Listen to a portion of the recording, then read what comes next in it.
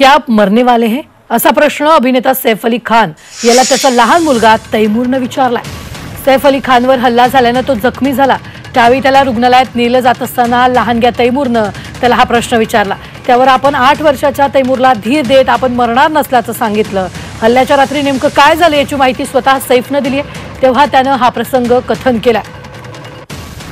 तर सैफ अली खानने नेमकं काय म्हटलंय पाहूयात ग्राफिकच्या माध्यमातून।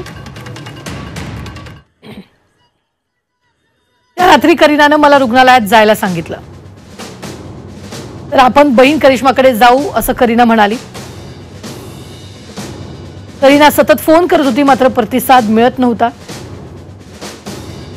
आपण आणि करीनाने एकमेकांना पाहिलं। आपण ठीक असून मरणार नाही असं मी करीनाला सांगितलं। तेव्हा मुलगा तैमूरने काळीच कापणारा प्रश्न केला, क्या आप मरने वाले हैं?